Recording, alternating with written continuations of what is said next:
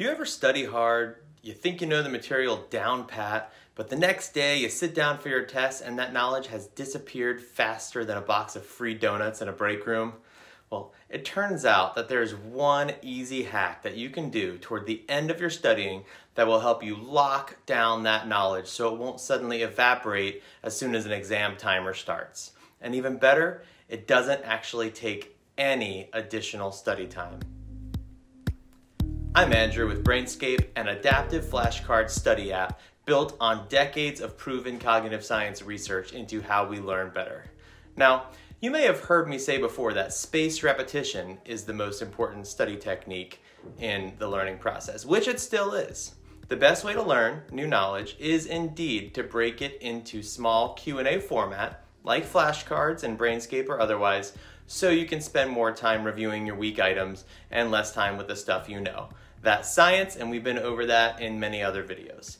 What I'm saying in this video is that once you're close to finishing studying, for example, if you've cranked that Brainscape mastery meter up to 70 or 80%, then you can start applying something called the Feynman technique to make that knowledge more permanent.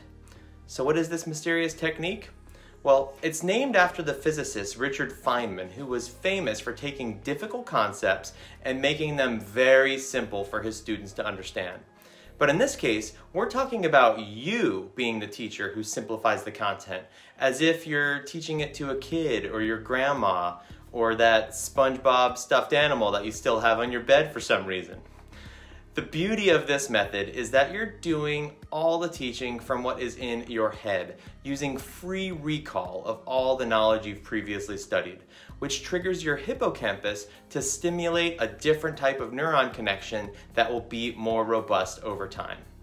That means that you don't need your book, your computer, your iPad. You can do this just with your brain, quietly, just reciting everything you've learned so far and then comparing your accuracy with your actual learning materials the next time that you're actually back in front of them.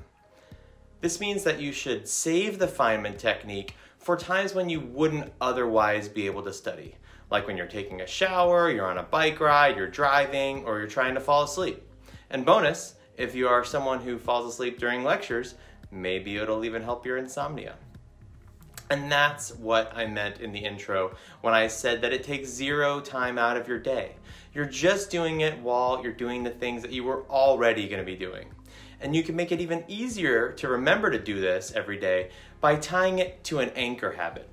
For example, you could tell yourself, every time I walk my dog, I'm going to mentally teach my 10-year-old imaginary self every recent fact that I can remember from my classes.